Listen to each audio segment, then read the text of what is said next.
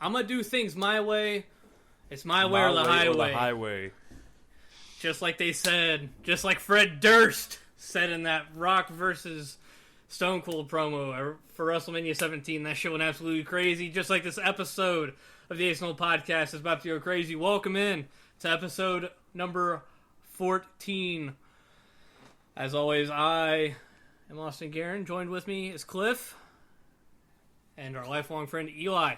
Hello. How are we feeling tonight, fellas? I just want to point out that there was a wrestling game where you could unlock and play as Fred Durst. So you could be like me and fulfill all your fantasies of beating the living shit out of Limp Bizkit. Was it one of the Raw games or one of the SmackDown ones? I think it was Here Comes the Pain. Yeah, it was definitely either Here Comes the Pain or Know Your Role. Regardless, I don't know why the fuck you'd want to beat the hell out of Fred Durst. Same reason I beat the hell out of Logan Paul and Machine Gun Kelly on the 2K22. No, because they don't belong. No, because they're pieces of shit. Your elitist opinion. Typical pro wrestling mark. Logan has proven himself in the ring. MGK is just a little bitch. How do you feel about people saying that Logan versus Roman is number 2 match of this year? Oh my god, no. Especially not after it was decent. All the AEW shit, no. It was a decent match. Number 2 WWE match of the year. No. Oh. Not overall match. I would put it up Still high, no, but I would not put it up that high. I think it sneaks into the top 10 list, but I don't think it... No. Barely. I mean, do Saudi events even count, though? Let's be honest. No. I mean, yes, Saudi. Yes. Yeah, I was ready to say. We want that Saudi money. Strike us a contract, Saudi. Quite a different episode today. Today we are going to go through our personal favorite matches. Keep in mind these are not the best matches in our opinion. These are our personal favorite matches. Best matches could be something later on down the line if you guys are wanting to hear that. But today is we're going to start with 5. If we want to dig further down, we will continue to do that. But we're going to start with 5, our top 5 personal favorite matches.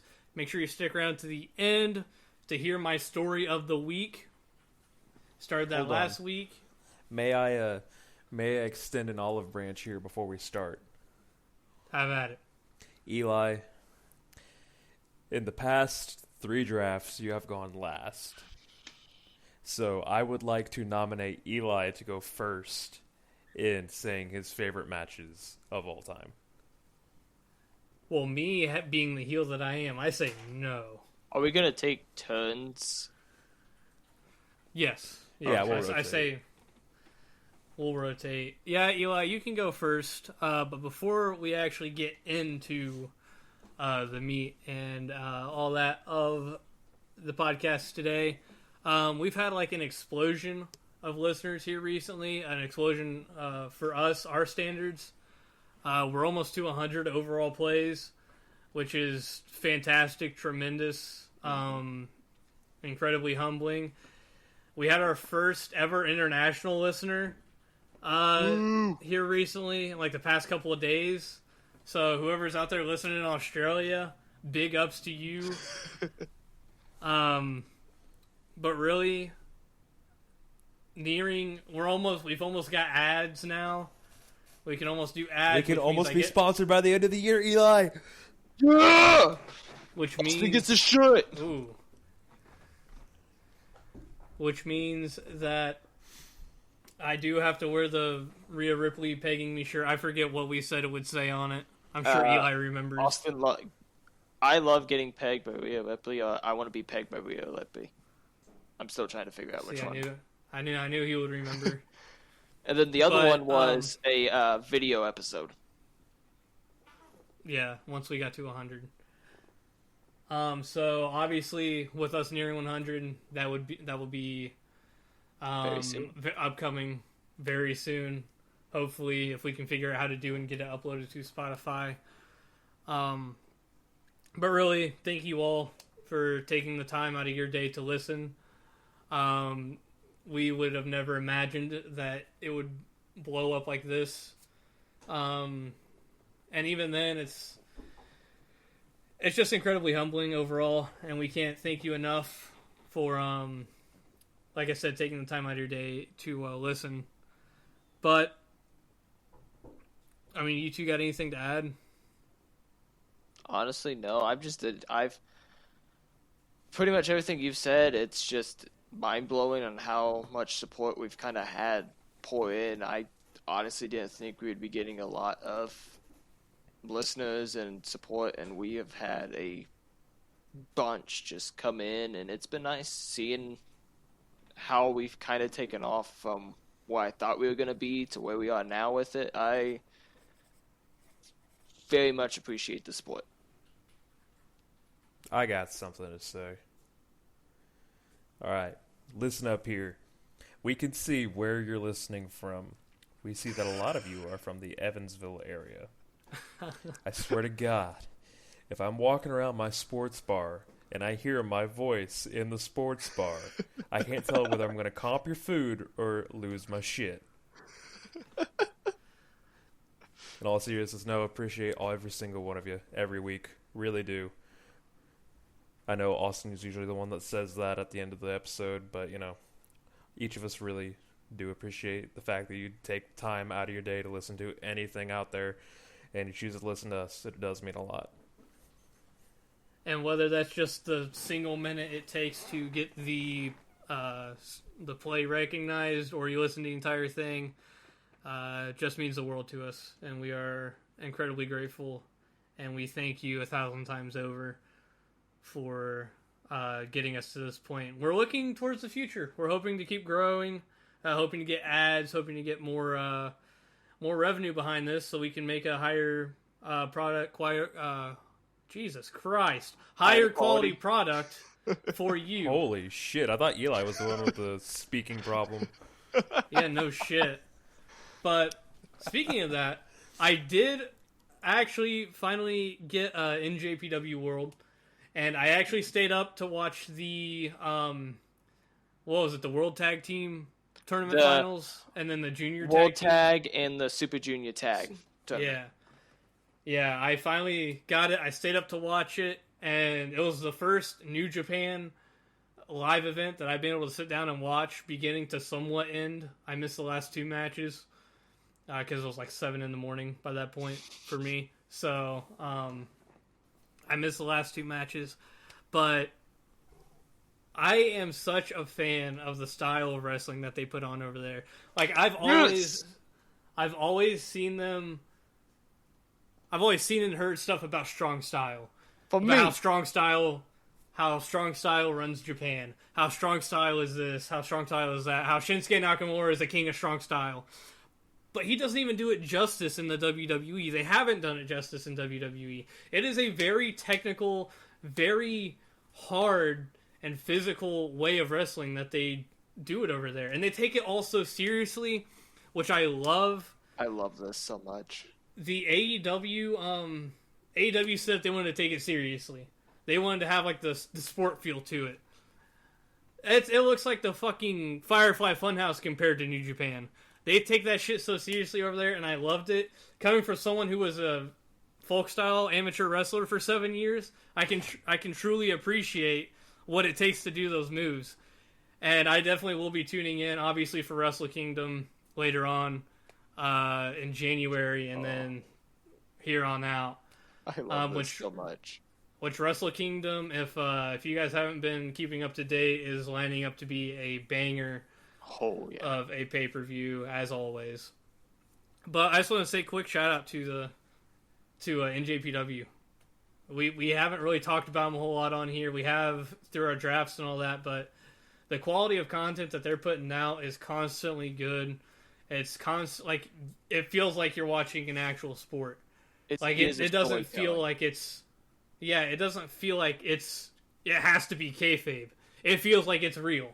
There's no kayfabe there. It feels like you're watching two people actually go into a wrestling ring and wrestle. Not two pro wrestlers pro wrestling. It feels like two wrestlers going in there and wrestling. They fight a lot. Yeah. And I mean, I guess that makes sense because it was kind of made out of shoot fighting back with Inoki. what's it? No, it's not Minoru Suzuki. The one that's even before him? Yeah, the one that beat Anderson Silva. Oh, God. No, he beat Hoist Gracie. I can't remember. It was so far back. He wore the short orange tights, and I'm going to off myself later because I can't remember. But it all started with him and kind of Taro Akabono? No, it wasn't Akabono. But it all started with him and like Boss Root and all of them. Kazushi Sakuraba. Sakuraba, yep. Yeah, It was Sakuraba. It all started with that because it was kind of a weird mix. It very much was realistic fighting, but also it was also pro wrestling. And so it morphed into what you see today, which is more pro wrestling, less shoot fighting, but it's still very, very hard. On what is that? Your camera's way too. Pride. It's Pride. Yeah. Well, Pride was ran by the Yakuza, so probably not the best example. Hey. Saudi Pride used to go, bro. Pride used to go crazy back in the day. You had Mirko Krokrap, you had Sakuraba, you had Hoist Gracie, you had Ken Shamrock, bro. Pride went fucking crazy. The best Vanderlei stare Silva down of all time with Mirko Krokrap. Do you know who was in that stare down with him? Do you remember? All I know is I only know is that Krokrap won that stare down because special Vanderlei. forces. Was it Vanderlei? That Vanderlei, the ex-murderer Silva. Yeah, versus Mirko Krokrap, who is legit ex-Secret Service, basically. Yeah, and if you ever listen to Mirko actually like give interviews and stuff, he's actually a really, really cool dude. He's probably one of my favorite fighters. Oh, I'm a huge fan. Yeah, I'm a big Krokop fan. He's obviously in the twilight of his career now, but if you got touched by either of his legs... No. Ashes. Reduced to atoms. I forget what legs it was, but it was like left leg hospital, right leg cemetery. He was the Something first like one that, to actually... yeah. It was that saying. I can't remember if it was right leg hospital or left leg hospital. Regardless, he was the first one. He made that saying true. And then, of course, you got people like Boss Root and all that. So, all the fighting over there is top notch. Yeah, it's right leg hospital. Yeah, right leg hospital, left leg cemetery. But the fighting over there is top, and NJPW is top notch compared to over here. Over here, they try to give it a real fight feel. It just doesn't really work. Like over here, it's dripping in like Showman. blur. Yeah, that and blurred lines of kayfabe and no kayfabe. Over in Japan, they've kept that shit the entire time. Mm-hmm. And I also love how popular it is over there, as well as how their pro wrestlers are just celebrities in their own right. It's like movie stars. It Abdullah is. the Butcher was not really known over here. You go over there, and he's in anime, he's in manga, he's on television shows still. Manga. Video games. He's all over the place. And speaking of that, the same way. And I am watching the New Japan anime right now. I'm grinding it out. Which so, fun fact, Tiger Mask that's where Tiger Mask that's where Tiger Mask is actually came from. Tiger Mask actually came from an anime back in the 80s. Was him for a little bit. He started wrestling. When they relaunched the Tiger Mask anime, they brought in Kota Ibushi to be Tiger Mask. Yep. Anyway, we're super far off track. Chad's not gonna like it. Yeah, I don't know Chad's opinion on New Japan. Better than he's the one who introduced us to it, so I don't know. All I know I'll is have to that ask him in a couple weeks. Yeah, he barely listens to us anymore, so rip. But let's get into the actual fucking I don't know why my mind went blank. The actual fucking main part of this episode, since we've rambled on about New Japan and the listeners for super long. Eli, take us away with your number one overall personal favorite wrestling match of all time. Okay, so Austin knew this one was coming. And I can full on explain this. My number one, and it's a more recent one. It wasn't my all-time favorite for the longest time, but it is. After going back and watching all of these matches and stuff, Ciampa versus Gargano, the Cruiserweight Classic. It is what led us into the whole feud between Ciampa and Gargano in NXT. It was phenomenal Cruiserweight action the whole way through. There was flips, there was ground and pound, technical wrestling all the way through, and it led into one of the best rivalries in NXT history, period. It's why it's at the top of my list. Number one. Hey Cliff, I'll let you go next since I've won every draft we've done. Oh, shut the hell up. I don't I'll go think third. that's a true statement. I mean, facts don't care about your feelings. Yeah, I could say the same back to you. So, I really couldn't put mine in any kind of order. So, mine are just all matches that I own a piece of my heart. I'm going to open it up, though, with a match that's probably going to surprise both of you. I'm taking the Ethan Carter III versus Rockstar Spud hair versus hair match on the March 13th, 2015 Impact Wrestling show. That was a really good match.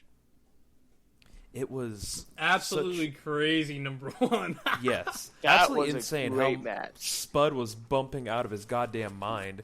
He hulked up at the end of it and had the entire crowd believing. Yeah.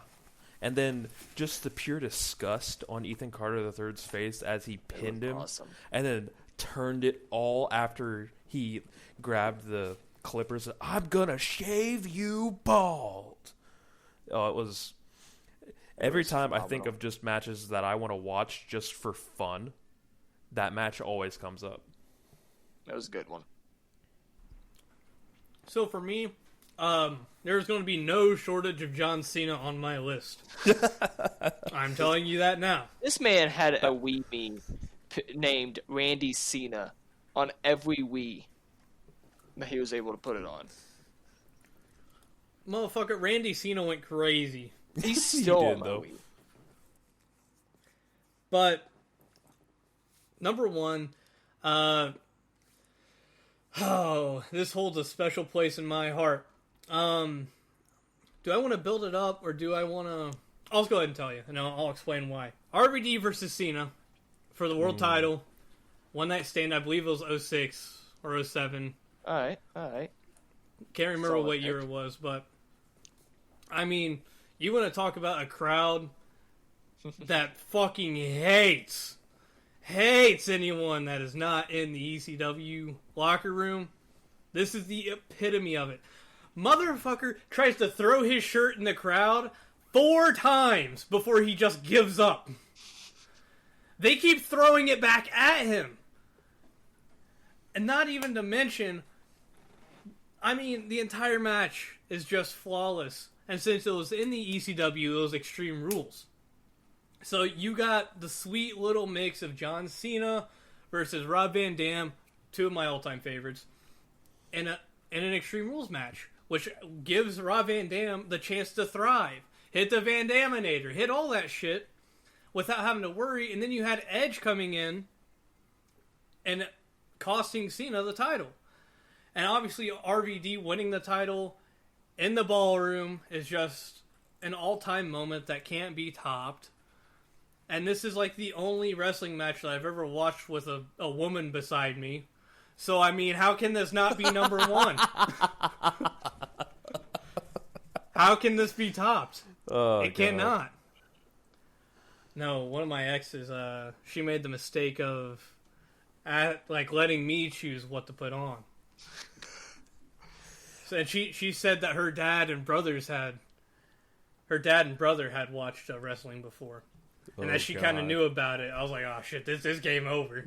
So I threw this match on, and we sat there and watched the entire thing. I've watched this match. I don't know how many times. It's just such a good match, such a great moment. You also get to see Cena work almost as a tweener heel, and it's great. Yeah, that's really the closest you get to a Cena heel. First time since Thugonomics. Without him being Thugonomics. Yeah. Being the doctor. The doctor of Thugonomics. But that's my number one. I think it was very close between my 1 and 2, which one I wanted to put up there. And I think you'll see why once I get to my number 2, but... Eli, what's your number 2? What you got for number 2? My number 2 is a match I've watched, and I'm not even joking, probably 100 times. I've watched it on repeat so much because all three of these men are phenomenal wrestlers in their own right, Hall of Fame worthy careers. I'm talking about. I think one might be truly phenomenal. Yeah. Unbreakable 2005 for the X Division Championship. I have AJ Styles versus Christopher Daniels versus Samoa Joe. One hell of a match that, honestly, you put any combination of those three in the ring in any style match, you're going to get an absolute instant classic, no matter what. All three of them, amazing wrestlers, amazing technical, amazing flying wrestlers, ground and pound, doesn't matter. They're able to put on one hell of a match, no matter what. And this X Division title match was my favorite because you look at Joe and you don't think somebody that's going to fit in with the high flyers, and he's flipping around the ring. He's doing all these incredible top rope moves and everything, and it's just such a great match that I couldn't pass it up putting it at least number 1, 2, or 3 on my list. It was also Impact's first 5-star match from Big Daddy Dave. I didn't even know that part, but that self-explanatory right there. Why it has to be at least number 2.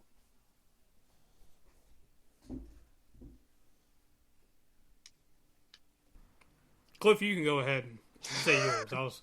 I was waiting for you to segue yourself, but I didn't know you need me to hold your hand. Well, we don't know what you're doing. That. He doesn't have his camera on, so we can't see that he's eating food. Man, we're professional. For me, mine is actually going to dip into the land of World Wrestling Entertainment to a... Austin, I'm willing to bet this is on your list. To a match with Big Match Jonathan and a little no-name known as CM Punk at Money in the Bank. That's literally my number 2. It's my number 2, too. It was so just outstanding. I don't think you can make a better match. Wholeheartedly, with the story and the people involved, the place it was involved at, fucking Chicago, Illinois. You literally can't make a better match. Like, I think that is the best match in pro wrestling history. I know. Simply based off the fact of the perfect storm that happened. I mean, I'll let you explain before I get too far into it, but since it was your turn, I just don't think it gets any better. Amazing. Because you knew that Chicago crowd was going to back Punk. And that was back when the dirt sheets were starting to become a little bit more popular, and everyone learned a little bit more about contracts and when they were up and disputes. And so you knew there was more riding into this match than whatever could have been possible. And who could forget the infamous pipe bomb that set this up? John, as you're laying there, hopefully as uncomfortable as you can. Oh, absolutely perfect. The perfect amount of the time to tell the story, the perfect execution between the two men, and the perfect getaway with Alberto Del Rio not getting a chance. And I'll take over now if that's Go ahead. That's cool with you. Yeah, take it away. Because this is also my number 2, so draws a lot of similarities to my number 1 as well. A crowd that absolutely fucking hates John Cena. And John Cena loses once again in front of a crowd that fucking hates sensing him. a theme here, Austin. Oh, don't worry. There's another one on my list that has John Cena in front of a crowd that does not want him to win. But, can't imagine. like I said, and like you said, how can it get any better? From a storytelling standpoint, you've got CM Punk who's going to leave with the belt if he wins, which he literally does. He leaves the fucking arena with the belt after blowing Vince McMahon a kiss and leaving through the crowd. You have John Cena, who doesn't get it done, who is supposed to be fired, but never actually gets fired for whatever reason. And it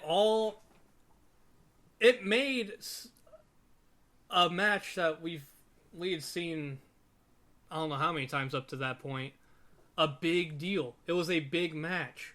Simply because, like you said, the dirt sheets were starting to become something. Internet was starting to become a lot more popular and a lot more integrated into WWE and pro wrestling as a whole. That was also the time Zack Ryder was getting huge too. Just to put that together. It was the perfect time to have an angle like that because they didn't know if it was real or not. Like, they were hearing whispers of stuff like that, but they didn't know for sure. I think that time was a perfect time for that to happen. A match like that couldn't happen today because it would get leaked online. A match like that will never happen ever again because, like I said, it's a perfect storm. You're in Chicago, CM Punk's hometown. And they fucking hate John Cena. CM Punk's leaving with the title if he wins. He wins, fins off Alberto, and he's gone. Leaving the entire company just with its hands up. You didn't know what was going to happen the next night on Raw. You didn't know what was going to happen a year from that moment. It was all about that moment. It was such a big deal, a pivotal moment for the company as a whole. Easily number 2 spot. Eli, if you want to take it away for number 3. My number 3 is a match that... This isn't the one that we watched. We watched the one before this one, I think. And I didn't watch a lot of pay-per-views back in the day, wrestling pay-per-views, especially Mania, because it was a Sunday, you have school the next day. And there was a few WrestleManias that I was able to go down to you guys' house and watch, and we didn't watch this one. We had watched the one before, but it led into this one. And it was, my number 3 is from WrestleMania 28, the Hell in a Cell match, special guest referee Shawn Michaels, Taker versus Triple H. That's my number 8 on my list. It was an end of an era. It was one of the best matches on the card, in my opinion. It told the best story ever of the best friend who couldn't get the job done, the best friend that wants to get revenge for his buddy who's no longer with him, and the man who split them apart because he beat the other guy. He was the better man.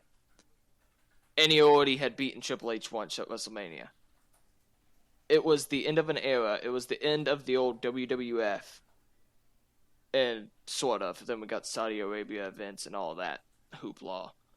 And we had it again, but we can just slide on past that. And the fact that it was in a Hell in a Cell match. Undertaker's playground. And Undertaker, through a lot of it, was just destroyed, if I remember correctly, by sledgehammer shots and other weapons. And it's just one of my favorite matches to kind of go back to and just rewatch multiple times over and over again.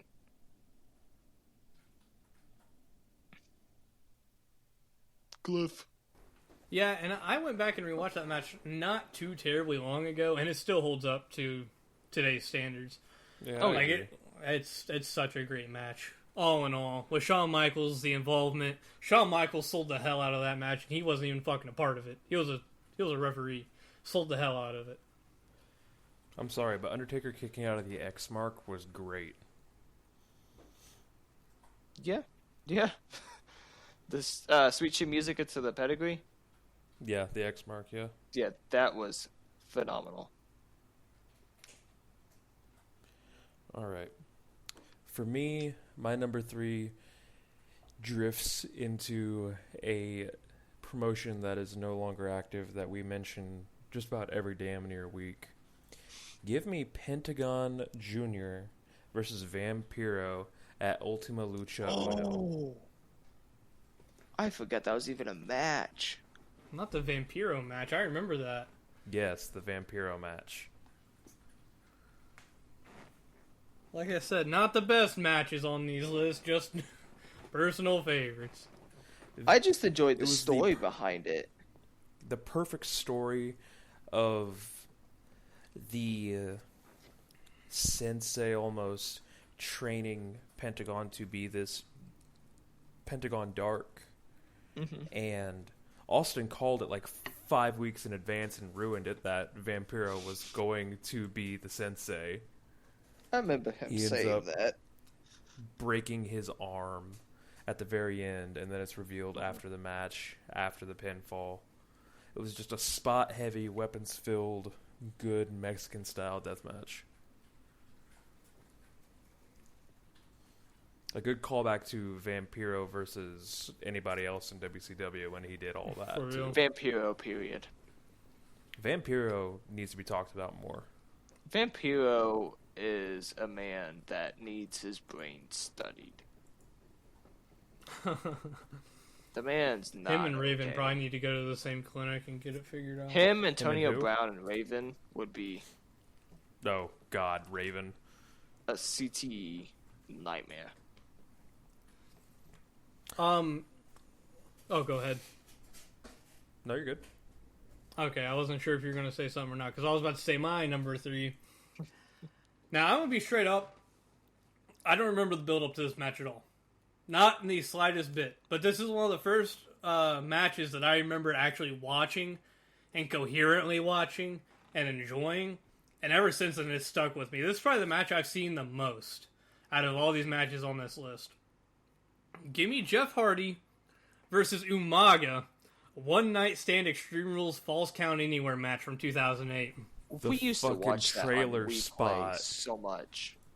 The trailer spot, Jeff Hardy slide. Going back and look at it now, him sliding down the blue railing, and it has these little fucking like bumps in it. How that doesn't hurt his ass, I don't fucking know. How he didn't fall. Yeah, but and then it ending with the trailer spot. Obviously, going back and looking at it now, you can see that there's a fucking pad that they hurriedly like fucking threw to the side. Yeah. But like I said, this isn't the best matches list. This is just personal favorites. And this is one of them that I watch when I was a kid. Like I said, one of the first wrestling matches I remember like watching, and I actually remember watching. And I've watched it, I don't know how many times since then. Watched it too much. Because it was on that Jeff Hardy DVD that we had.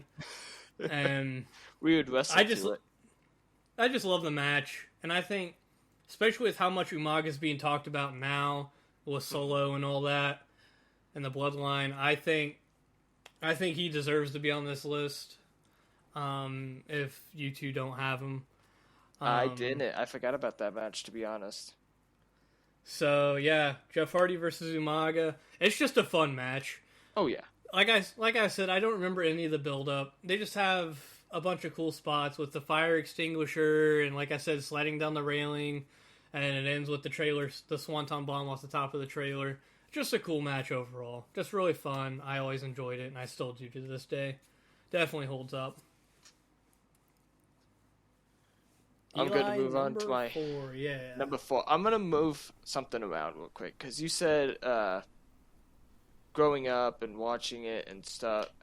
My first match that I remember, like full on remember, was this Far Out match. It was, I remember my old house, not the one I live in now, but the other one.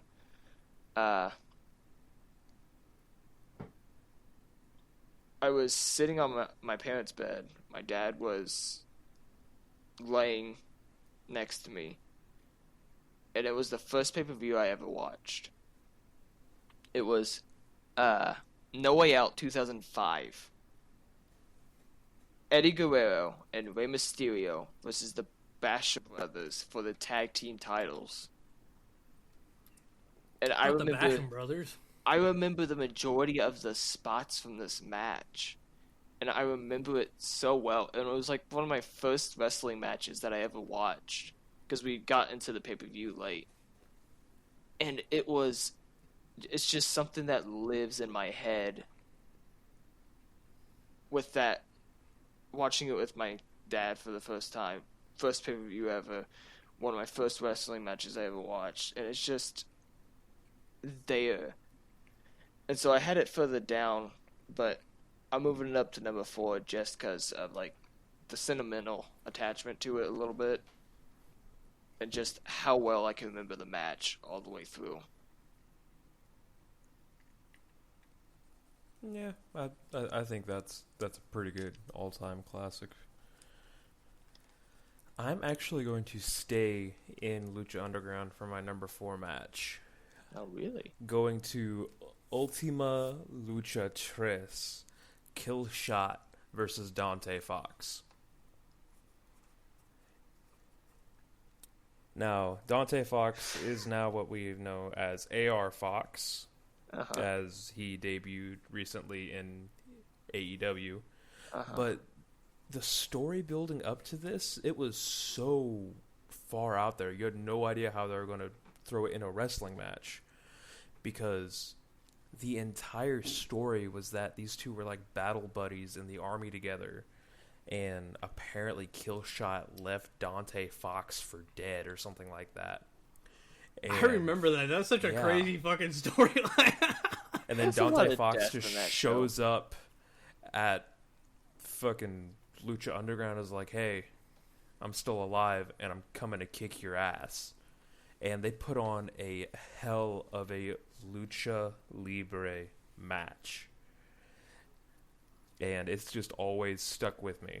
That's why when I heard about AR Fox, I needed to check if it was the same Dante Fox. It was beautiful.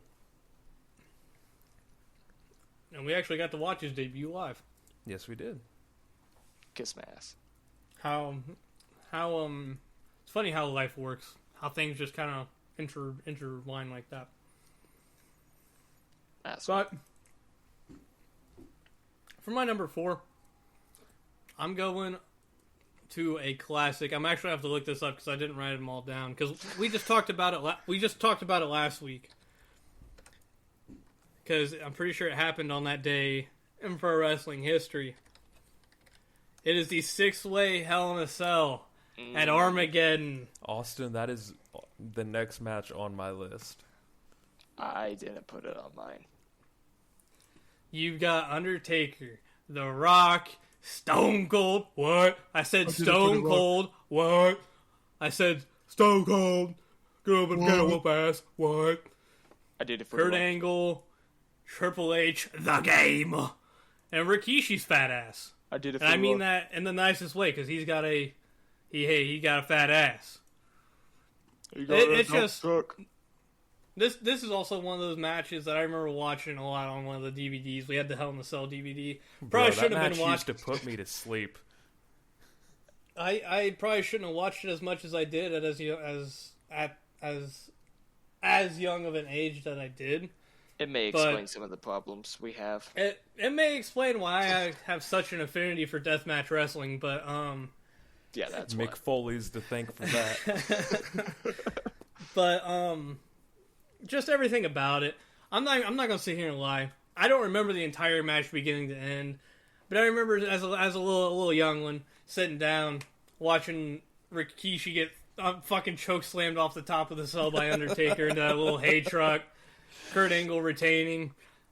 I mean, it was just a great match overall.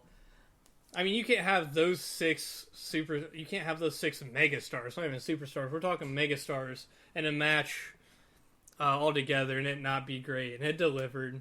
I haven't went back and rewatched it here as of lately, but I'm sure if I went back and rewatched it, it'd hold up just as well now as it did when it happened. It does. But that's my number 4. Just a great overall match. I loved it. Like I said, not best matches, our favorite matches, and this is one of them that still sits in the back of my mind. So we're on to number 5 here, and before we go into number 5, do we want to expand the list or not? I'm cool with expanding it, yeah. I'm fine with that. What do we want to go to? It was maybe like 6 or 7. Because, like, we have a lot of the same things on the list as one another, so eventually we're going to run out. Oh, I'm sure the rest of my list has not on you guys's. Well, I am Eli? for certain. Eli, take it away for number 5. So my number 5 was my number 4 until I moved my number 10 up to number 4. So now it's my number 5. Shawn Michaels versus Taker. Streak versus Career. Mania 26. WrestleMania 26. Great match. I'm sorry, all I can think Amazing. of is the botch. That was 25. Oh, okay. Yeah. So the entrances, phenomenal. Yeah, because that was Heaven when and Shawn hell. Michaels came down from the light above, It on was the little heaven platform. and hell. The whole match was good versus evil, pretty much. From the attire, the entrance, and how they fought the whole way through. It led into 2 great WrestleMania matches between Taker and Triple H. It was a phenomenal match, start to end. It was a great way for Shawn to end his career when not acknowledging Saudi Arabia. Shut up. It was a great That way shit for don't count. Shawn to end his career in professional wrestling, in my opinion. Not to mention the promo had Oh that my kick-ass God. cover. All of it. As You're soon as you running started up playing that it, hill, I you're was running so up that afraid road. that you were going to have it, like, at the top of your list. I'm like, okay, great. Austin's going to put it at, like, Not on my number list 1. at all. Yeah, see, that is, like, top tier storytelling and everything else. Everything I love in a professional wrestling match. That match is.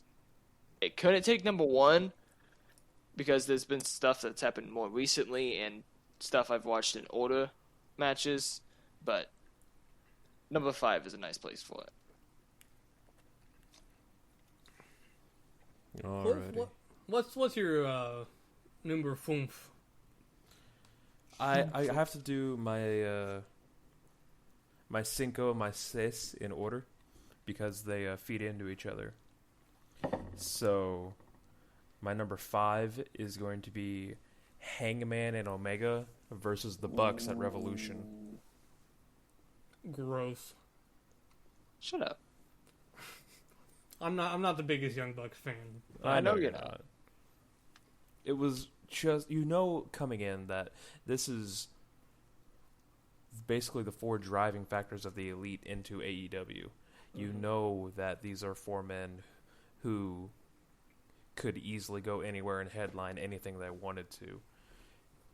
And working together to put on that masterpiece of a match, it was amazing. And it leads perfectly into my next favorite match, which, when it gets back around to me, is even better. So for my number 5, this is one that I went back and rewatched not too long ago. And when I'm thinking of matches to show people, this is one of them I automatically think of. Give me Rock versus Cena, number 1, WrestleMania 28. The first The first one. Because this was supposed to be once in a lifetime, all that bullshit. Obviously wasn't. They did it the next year. But you have The Rock. It's The Rock. Everyone knows Dwayne Johnson, the former icon of the WWE turned Hollywood. And you have John Cena, the current top guy of the WWE, who everyone now knows because he also turned to Hollywood. But if you're trying to get people into wrestling, what better match than 2 people that they already know? 2 megastars that WWE built. And the image of John Cena sitting absolutely defeated on that WrestleMania ramp still lives in my mind. I can still see it vividly And it's one of the images that I feel like will never get old. Because it's simply just a moment in time that will never be topped again. You're talking Big Match John gets beat by the dude that just came back from Hollywood. Just wandered back in and whipped his ass. Not to mention, great match overall. Oh, yeah. So, I mean, that's why it's at 5 for me. Purely because I've watched it so many times. It's a Cena match, so I'm obviously going to love it. But I remember at the time hating The Rock. I was like, fuck The Rock, bro. Cena got this for sure. And when Cena lost, I was defeated. I was sad. I was like, there ain't no way. You were down for like 3 weeks. I said, there ain't no way that they had The Rock beat John Cena. Ain't no way. This dude was in movies. He's not even a wrestler. And then they ran it back the next year, which if we make it to that is also on my list. A little further down, but I think the first one, I don't know. The second one could be argued to be better. I think the first one simply for the moment of The Rock beating Cena. That's why it gets the nod here at number 5 for me. Understandably so. Mm-hmm. Eli, take it over number 6. I'll move my list around again. I had Hogan Rock WrestleMania 18. Whoa. Ooh. I'm changing it. And I'm torn between which one I want to do. There's no secret I'm a Ciampa fan and I'm a Gargano fan. There are 2 matches I watch monthly on repeat. And the first one I'm going to say... You got timers set so you know to rewatch them? Pretty much. Ciampa vs. Gargano, Chicago 2. It was one of the best matches. If I remember correctly, this is the one Johnny Gargano comes out in Captain America gear, and Tommaso Ciampa comes out in Thanos-oriented gear. Ultimate heel, ultimate face. It was an amazing match, start to finish. Like a lot of their matches through their saga of NXT matches. I started off with the Gargano, Ciampa. Arguably prime Black and Gold. Oh, yes. Absolutely. They tore it up. And I hate the slander that they get nowadays on the internet from being on NXT and stuff with the rivalry. It was a good rivalry. There was never a match that fell flat. And so it's why I had to change stuff around, because I just couldn't continue without having Ciampa versus Gargano, especially that one. If I remember correctly, it was a no-holds-barred match. No. It was a street fight. And it ended with a DDT from Tommaso onto the exposed wood in the ring. Yep. I think I remember watching that. Phenomenal ending. Fair to say, I remember watching it. I loved it so much. Alrighty, I'll take it to my next, which is a straight piggyback off of Omega and Page versus the Bucks. Give me Hangman Omega at All Out 2019. Hangman winning this belt. Going on top. No, that was way later, sorry. This was Omega putting him to bed for good. Sorry. Yeah. And then, COVID happened. And then out the other side is when we got Hangman finally toppling his former partner. Yeah. But this is the one where Omega finally puts Hangman, quote, quote, in his place. And Hangman never let that go. And it's just such a good story. You can say what you want about the Elite as wrestlers, but they can tell a damn good story. I don't know. Yeah. I feel like being a good wrestler and telling stories go hand in hand. They have long stories, but does that necessarily make them good stories? I mean, if you enjoy that type of story, then yeah. Well, for my number 6, it's another gimmick match. Who would have guessed? Oh, wow. Is it a we're Miracle going- on 34th Street? We're going the 2008 Royal Rumble. The Royal Rumble match itself. Okay. With John Cena coming back at number 30 in Madison Square Garden. Picking this solely for the moment.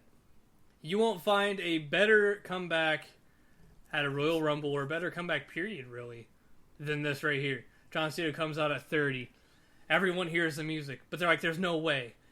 Cena's standing there with his arms crossed and his head down. Triple H is absolutely befuddled, perplexed, and stupefied in the ring. He doesn't know what's going on. John Cena looks up, gives that little smirk. Everyone goes fucking crazy. You have fans that are coming out of the stands, and there's, I don't know why the fuck they did this. There's like the tiniest gap between you guys know how it's like a tunnel? Like they had the doors that open. There's like the smallest gap between like the lights on that tunnel and where the barricade began. Yeah. You had fans coming out through that and like standing on the ramp with John Cena. MSG goes crazy. He comes out, goes crazy, wins the Rumble, goes on to Mania. It's just a great moment overall. And I went back and rewatched this Rumble not too long ago. Every year during the Rumble, I go back and rewatch the old Rumbles, and this was one of them that I watched. Not a terrible Rumble overall. It definitely gets saved by this moment. And since I'm such a big Cena guy, I mean, it's only right to have a spot for it on my list. Makes sense to me, yeah. Yeah. Eli, take it away with number 7. And this might be the last one. This might be the last one we get to. We'll have to play from here. My number Eli, 7. take it away. Ciampa versus Gargano, New Orleans. It was the first match between the two of them in the saga after the Cruiserweight Classic. What happened was the Cruiserweight Classic. I already explained that one. After that, they had a tag team title match. Authors of Pain in a ladder match, if I remember correctly. Authors of Pain beat them. Tommaso threw Johnny Gargano, tore up the tag team, their friendship. Rivalry begins. Both of them are injured. They came back. New Orleans. Tommaso comes out as the heel. Johnny Gargano comes out in his Thor Ragnarok gear. Unsanctioned match. Johnny Gargano's win was phenomenal in this match. Absolutely. It was a great way to kick off a rivalry that had gotten started in the CWC. I loved every aspect of it. This is, I think, what started Johnny's storytelling with his attire at the takeovers. And I love that aspect of it too, all the way through all of his different rivalries and stuff. Because it just shows the dedication he puts into the stories. And then the friendship and the connection that the two had, you could see it, and you could see that this rivalry was going to be a great rivalry all the way through. That's why I have to add it onto the list, be it my last pick or my second to last pick, or however. It has to be said. It has to be on the list. I had to get it out there. I'm going to take it back. However, running it back with Johnny Gargano. However, give me his match versus Adam Cole at NXT TakeOver New York. Now, see, I'm glad you said that because I might not be able to get to that because that was my number 10. So I'm glad you said it. The 2 out of 3 falls. Yep. Iron Man gear or Captain Marvel? Yes, the Iron Man gear. Okay. I remember getting emotional watching this. Perfect. That was absolutely amazing perfect. match. Austin, take it away. Oh, no. This is yours. This was your pick. I'm just saying this was also on my list. It was absolutely amazing storytelling from front to back. Every bit of it was just perfect. It was a match that wasn't even supposed to happen. The sleaziest. Yes, and it all happened because Tommaso got hurt. The sleaziest of heel and just the most resilient of Johnny Gargano's. Johnny Gargano in this time arguably was the big match John. Is this the... Don't mean to interrupt, Yeah. but isn't this Yep. the match that Johnny hit Adam with a chair to get the first fall, so it went into a no disqualification match? I think so. Is that this one or the second one? I think I was the second one. That's my favorite spot in the match. It's just the chair shot to get the match to proceed into. The no DQ. Yeah, But it was yeah, just no. stupid but funny. If I didn't say, I hope I get a chance for one more because I need to mention my favorite wrestler of all time. But this is Stan Hansen? no, that's you. This is just too good of a I think we match. got time for one or two Okay. more. So. Okay. Alright. Well, Austin, keep it rolling. So for my number 7, give me Daniel Bryan versus Triple H WrestleMania 30. Oh, The ultimate underdog pulling off the biggest upset in kayfabe WWE history. The Yes Movement was at its peak. And I'm picking this solely because it was such a big moment that I remember exactly where I was at, where I was watching it when it happened. It was just that big of a deal. So, I think solely for that, it has to be on this list. And it's not a bad match itself. But seeing everyone in the Silver Dome, just the visual of everyone in those, what is now the Caesars Sportsbook Superdome in New Orleans, going absolutely apeshit. Because this was also, I believe, if I remember correctly, the same night where Taker lost his streak. I believe so. Yes. So, you're hot off the heels of Taker losing his streak, and you have Daniel Bryan come out and beat Triple H for the WWE World Heavyweight title.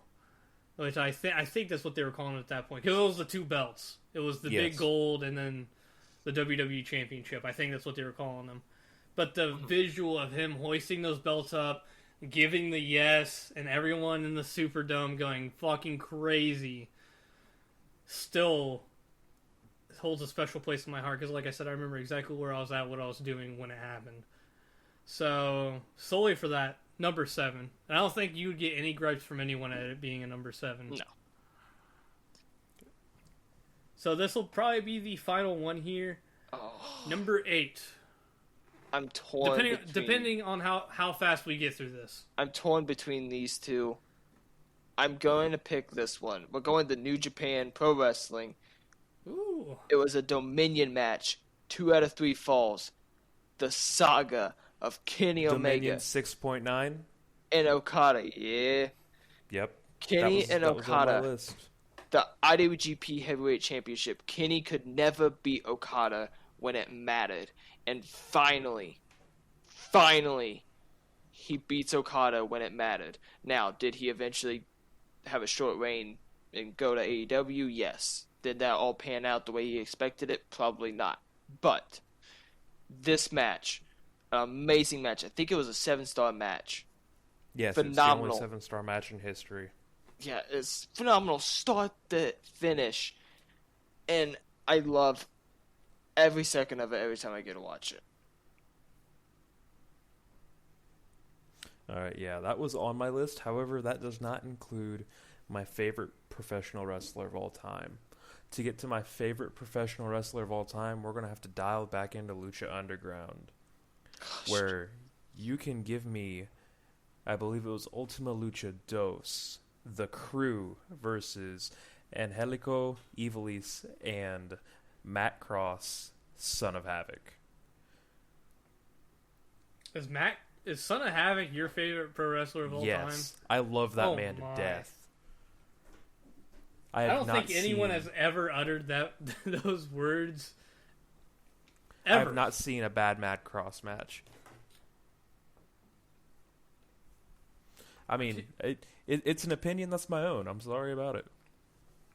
Well, everybody has opinions, and everybody also has assholes. Doesn't mean we want to hear or see it.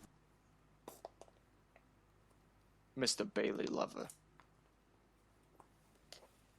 coming from you? Hey, there is nothing wrong with Dakota Kai. We're talking to the dude who took Candice LeRae like third in our first Hey, draft. hey, I don't hey, want hey, to hey, hear hey, from hey, you. hey, hey, hey, hey, hey, hey, hey, hey, hey. I'm waiting. I'm waiting for you to make a point. Bite me. Oh wow, yeah, that's all you have to defend yourself. And Cliff was in the middle of explaining this, and he muted his mic. Well, I knew you guys were going to get off on something. It's just every single match I've seen that includes Son of Havoc, I've always been able to get behind the wrestling he does, whether it be as Son of Havoc or as Matt Cross. So, I don't know. There's just something about his style that really just speaks to me. He is good. The matches I've seen of his have been matches I that will have say, intrigued week me. in and week out, he was probably one of the best performers on Lucha Underground. Because he was always in a match on Lucha Underground. Oh, yeah, he was the workhorse.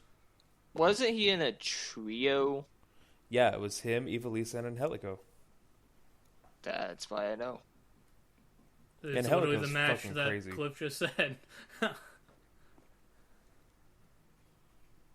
The biggest spot out of Lucha Underground history arguably came from this match when Angelico jumped off the top of the office to the floor. Oh, no, to the ring. To the ring, yeah. For the win. And then Angelico's tag partner, I saw Jack Evans wrestle live the first time I went to AEW. It was him and Kenny Omega for the AAA World title. Crazy. But for my number 8, I originally had the Triple H versus Undertaker match, but we've already talked about that, so I'm going to go to my number 9, which is Rock Cena 2. Fair. Shut the hell up. The sequel to my number 5 match, where Big Match John gets it done.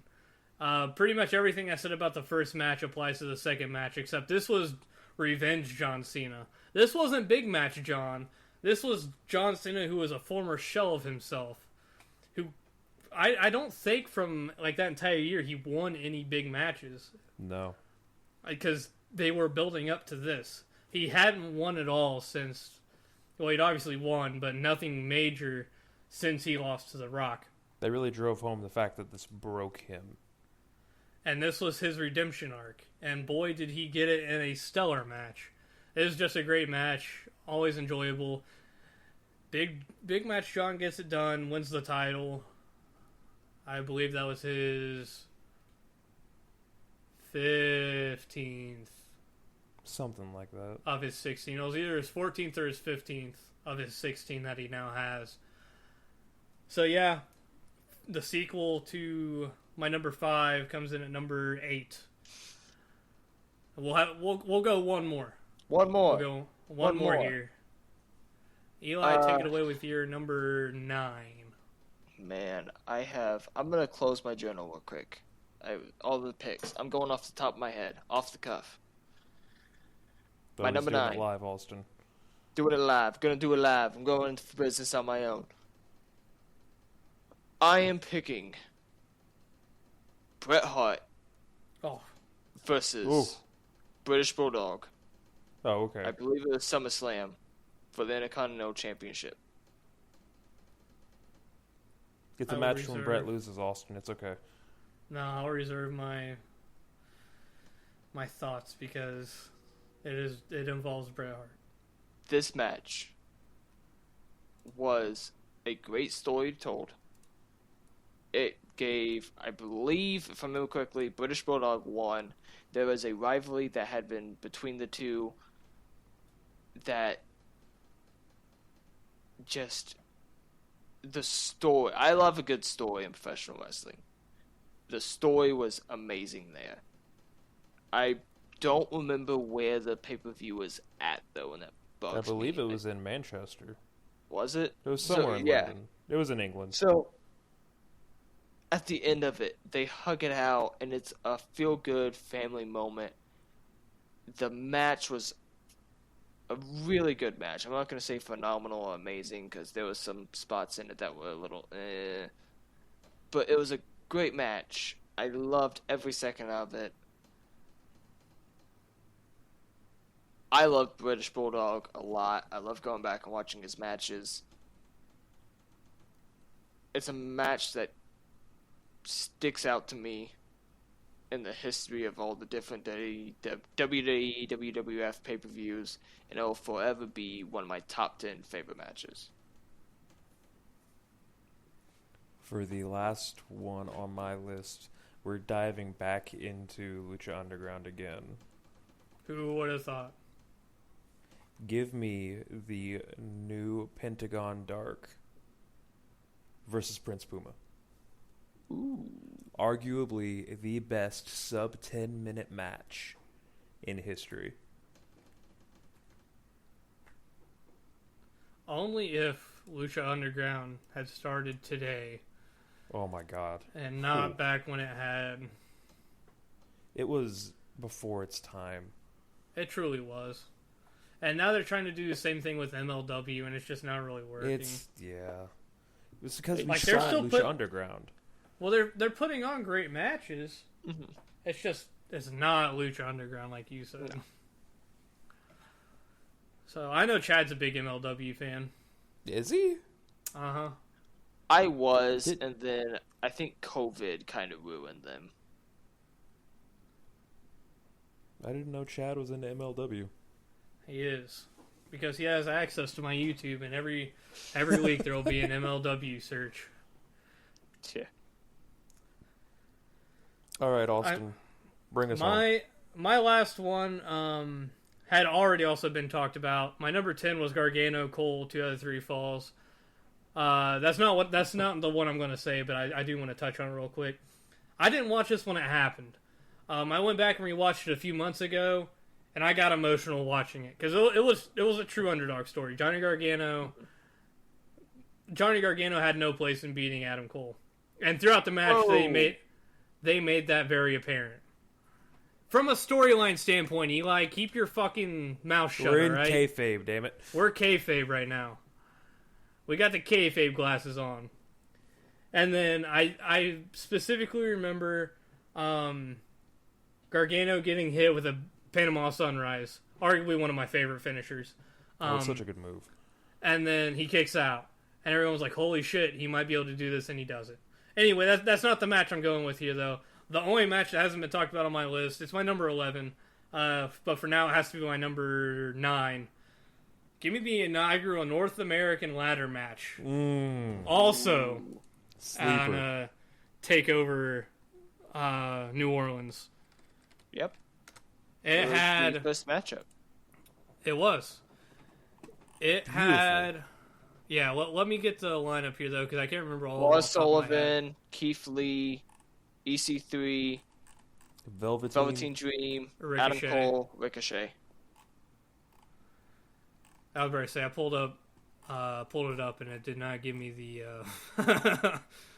Oh yeah, here it is. Adam Cole, EC3, Killian Dane, Lars Sullivan. Oh, Ricochet, Killian Dane, Velveteen. not Keith Lee. Yeah, Velveteen Dream. Keith Lee. I don't think Keith Lee was in NXT not at that yet. point yet. But I'm surprised I remembered.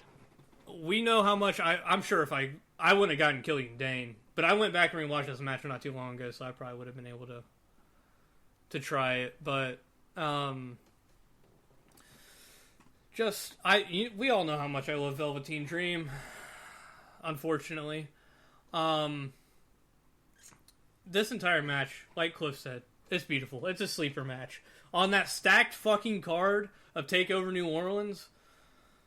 It was a shining star in all of it. I think it was a great way to bring in a new title. You had the bet. I don't want to say the best of the rest, but that's kind of what it was. The people that didn't already have like the big match, because you had Ciampa and Gargano main eventing. Every other big name that wasn't in a match that night was kind of thrown into that ladder match, and it worked out so well. I mean, arguably one of the best ladder matches in WWE history. So I mean, that takes my, what was it, number 9? That takes my 9 spot. I love Velveteen Dream. I love Ricochet. Prince Puma. I call him Prince Puma. I love Adam Cole. They called him that on Lars SmackDown tonight. Oh, did they really? They made a Puma reference to him. Not necessarily the Prince part, but yeah. They should have done that with Santos Escobar versus Ricochet. They basically just ran back the match they had in Lucha Underground. Considering it was King Cuerno versus Prince Puma. But Killian Dane, he's all right. Lars Sullivan can go. He's better as Big Dame though. I just mean overall, fantastic match from everyone that was involved. So, I think that's also one that people won't gripe about, especially this late in the list. Yeah.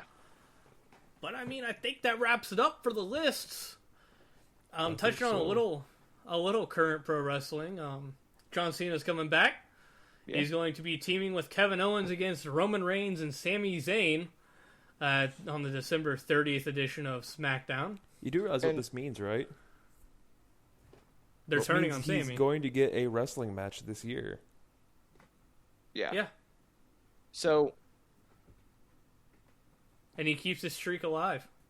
That is true. Of a match every year. Yep. Even if it may be the very last day of the year. It doesn't matter. It still counts. Another bit of news. And the official thing on what happened with Mandy Rose. Mandy Rose was released. I finally did enough digging and searching. There was a video that she published of her in a pool with no bikini top on. That's an older video, though. But it was finally published and kind of came out to light. And since she's getting mega pushed and everything, and there was a video or some pictures of her doing the deed with a man, published by her. Everything had been published by her. And Duddy kind of said, you shouldn't be doing this. We allowed you to do the bikini pictures, not the extra stuff.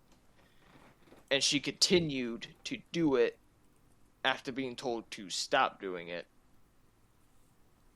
And that's what led to them finally saying, we got to pull the plug on you. You're out of here. And I would just like to say that people that are calling this release unjust probably shouldn't have a social media account, to be fair, because this was a breach of her contract. This wasn't WWE getting rid of her because they told her to stop. Yeah, they advised her to stop, and she made the conscious decision of not stopping. And something else I've seen people comparing this to is like Seth Rollins or Xavier Rhodes. Pictures. Yeah, when their pictures got leaked without them willingly consenting to those pictures being leaked. That is nowhere near the same. One is a crime. One is consensual. It's just so fucking stupid. It is. I don't disagree. It pisses me off so much, and I don't care if I get canceled. We don't have a big enough audience for me to get canceled. But it's not the same. And people that are saying, like back in the day when, who was it? Was it Maria that was in Playboy? Yeah. Maria, Maurice, that's also Trish. That's also completely different. Tarantula. You gotta take that into scope of what was happening in the company at that time. They were having bra and panties matches on live television. Well, it's why Sunny was never brought Sunny into a and lot China of different both. Things. Yeah, well, China finally got her Hall of Fame spot. Sunny will never. Posthumously. Sunny will never get any of that. And if she already has it, she needs it stripped away from her. But that's a topic for a whole different day. My thing is that you can't compare this to Leaked really photos. anything else because nothing like this has happened before. Yeah. And it pisses me off because people are like, oh, WWE shouldn't have done this. This is like discrimination. This is sexism. Like, if you can't do this, then why did they such and such get away with it? Because this was a conscious effort made by Mandy Rose, who broke her contract. This was a breach of contract, which no matter where you work at, or whatever contract you sign, if you breach that legally binding document, the company has full right in releasing you or firing you, which happened. So honestly, for the love of God, shut the fuck up. And let's be honest, she's making more money doing this than she ever was with wrestling. Funny enough, when she got released, her prices went up $20. That's something else that completely irritates me about this. Who would have thought that? Can I go on a quick rant? Yeah, go ahead. I did. People, these women and men, because it's not just women, there are men doing it too in the professional wrestling sphere. If you're an independent wrestler, I'm a little more lenient on it, because you're not making the big bucks. These are men and women who make 100,000 to 100 mil and more a month, and they are selling pictures that could breach contract, and or little kids who look them up trying to go, oh, you want to see my favorite wrestler, and these pictures pop up. They do not need the extra money from these accounts. It is not COVID time anymore. Times are not rough. This is not a Dusty Rhodes promo. We are not in the hard times. We are not in any of those. We are in 2022. We are finally in the upswing of things. There is no reason for a lot of them to be doing it still. Now, don't get me wrong. I respect the shit out of a side hustle. I do. But when that breaches a contract that you willingly signed and you are willingly continuously breaching that contract, you're just like, that's all on you. You've got to know what's coming. It's just, I don't see how you can argue for her to stay. It baffles my mind, and especially when you compare her to people's private and intimate photos getting hacked and leaked onto the internet. Just, it's not the same. Not in any realm is it the same. Okay, I'm going to insert this right here just because we need a break from that. Apparently Dax Harwood broke his ass bone at All Elite's Final Battle. I saw that, yeah. After the suplex onto the steel chairs. However, on another note, I'm going to take this really fast, as I have today's date in pro wrestling history. Is it December 17th? That is correct. I learned from last week. Wasn't sure. Our very first is actually 1906. Holy shit. Frank Gotch won the American Heavyweight Championship for a third time by defeating Fred Keel in Kansas City, Missouri. Mm-hmm. And we jump from 1906 to 1979. In 1979, one of the lesser-known phantom title changes in wrestling history, Bob Backlund defeated Bobby Duncombe in a Texas death match in New York City to win the vacant WWF Championship. The title had been vacated 10 days earlier when Inoki battled to a draw with Backlund in Japan and refused to carry on as the champion. WWE does not recognize these title changes, however, recognizing Backlund as champion from 78 to 83. Inoki was WWF champion? It's not recognized. But he was champion at one point. Yeah, it's just not recognized. Okay. In 1995, the WWE In Your House 5 seasons beatings took place at Hershey Park Arena in Hershey, Pennsylvania. In the main event, Bret Hart defended the WWF Championship against the British Bulldog, and The Undertaker beat Mabel in a casket match. That was a good match. In 1999, Mike Awesome beat Tanaka, to become the new ECW World Heavyweight Champion at an ECW on TNN taping in Nashville. The very last Starrcade took place in 2000. under the WCW umbrella in Washington, D.C. The main event saw Scott Steiner and Big Papa Pump retain the heavyweight Big bad booty daddy against Sid Vicious. In addition, the Insiders, which was Kevin Nash and DDP, defeated the Perfect Event, which was Chuck Palumbo and Sean Stasiak, to win the WCW Tag Team Championships. Bro, what's crazy is I remember that team. Like, I've been watching a bunch of videos, and that team gets brought up a lot more than you would think. The Perfect Event or the Insiders? And the Perfect Event, the Sean Stasiak, Chuck Palumbo tag team. The other title change that happened that night was Terry Funk won the Hardcore title from Crowbar.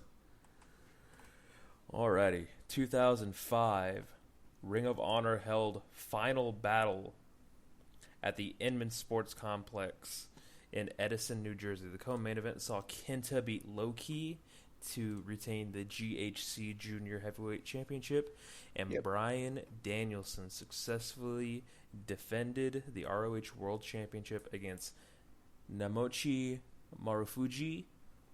The ROH Tag Team Championship changed hands when Generation Next, which was actually made up of Roderick Strong and AA Austin Aries, beat Sal Rinaru and Tony Mamaluke.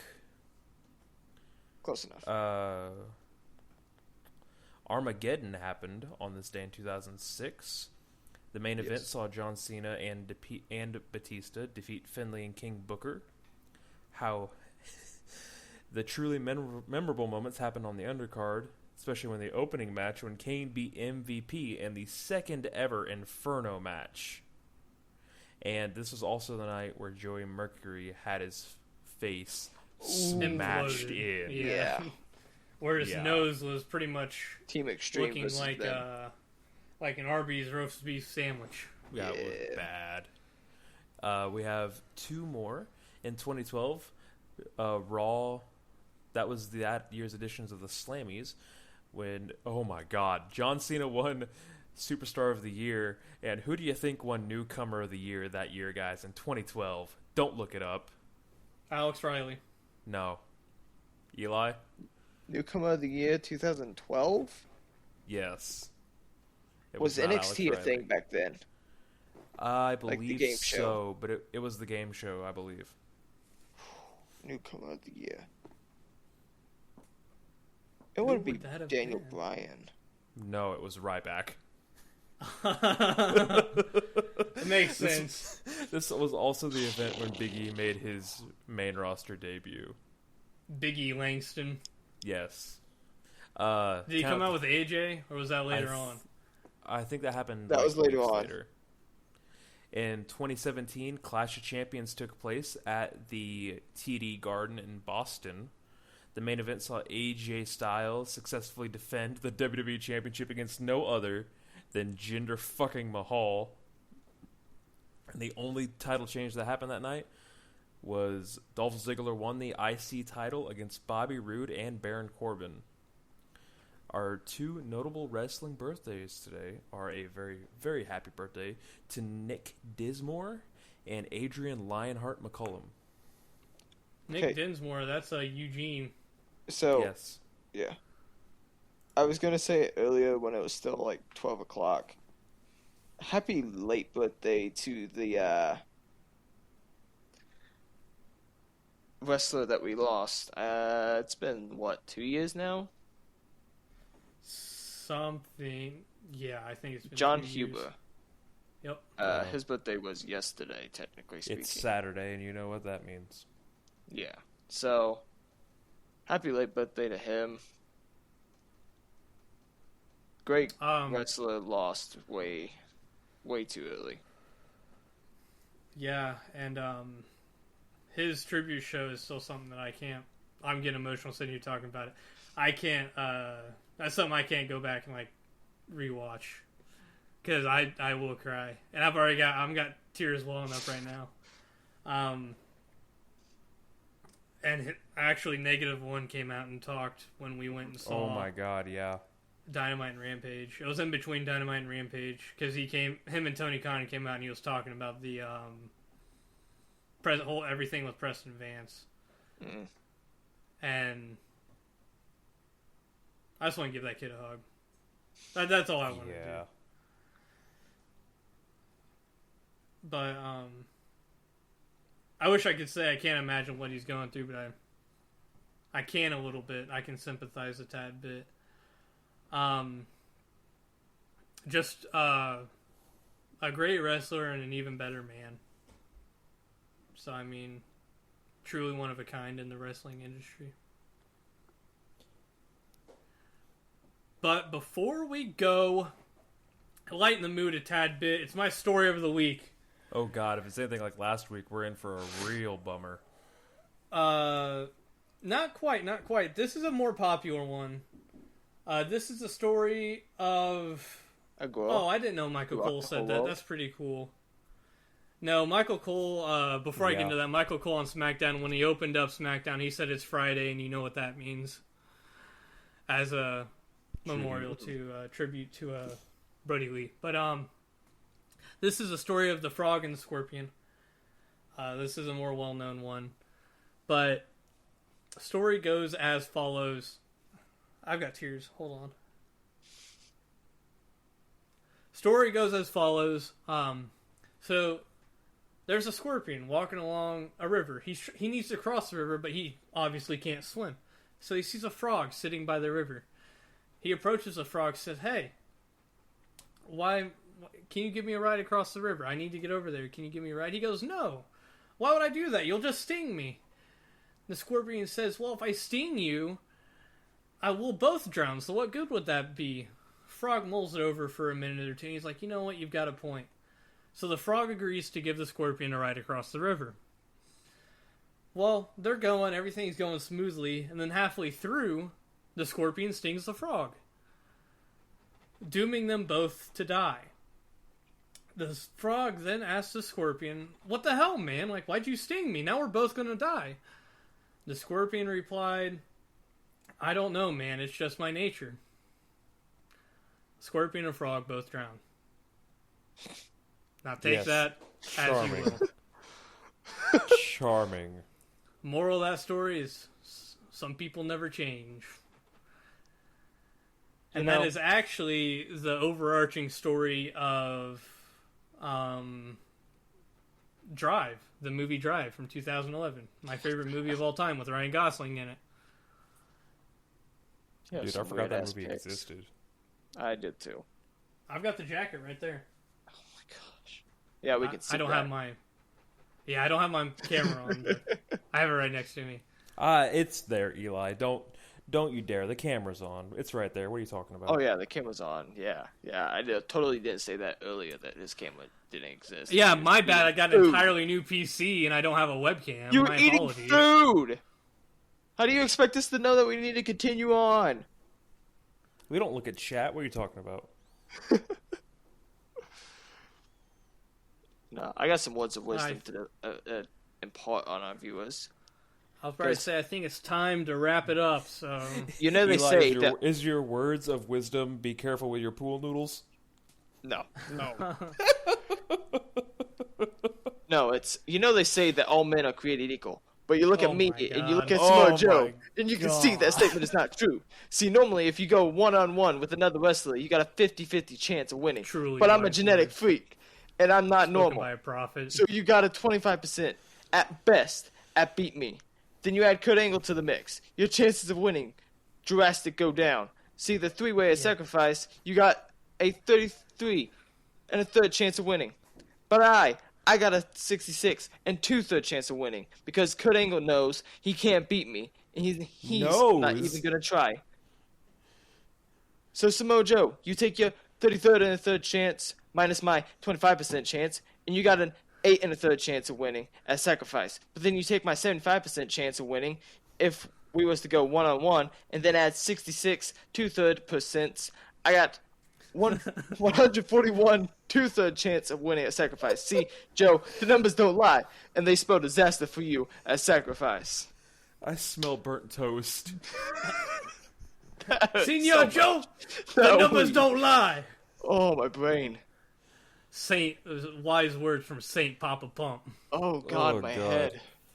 I'm Father not drunk Papa enough for Pump. this. There was so much wrong with that sentence. I was hoping you put a little Statement. more stank on it. Oh, I was trying, but my brain. I was hoping you'd actually get into it.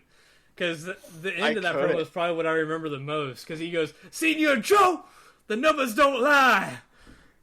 And they spell disaster for you at sacrifice. My brain, as soon as I read the, where is it at? Guys, we failed. Chances of winning drastic go down. We What did failed. we fail at? None of us had an Eva Marie match as our top match to watch of all time. Shut the hell up. God damn it. We need to re-record the episode. No! God damn it. Final words from you two before I send this home. I think my thing's something about 2024. And don't you know, there's this old wrestler. He's just the best. Oh yeah, what's his name? I think Hatan Sanson. Yeah, Bro that Stan. sounds about right. Yeah. Stan Hansen is the best professional wrestler of it Ah, all there time. you go. Yeah, 2024 is going to be the best year of professional wrestling, without a doubt. Well, with that out of the way,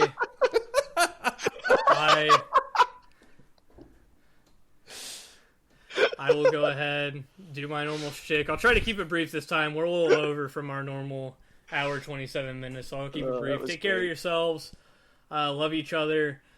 Just remember, if in your contract it says you cannot post nudes online and get money for them, probably shouldn't do that or you will get fired. Does that mean I can't sell the recipe for hot barbecue sauce? If in your contract says that you are Krabby not, Patty secret formula? if you're not legally allowed to do that, then you'll probably get fired for it.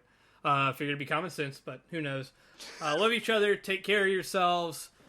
Holidays are always rough for numerous people all over the world.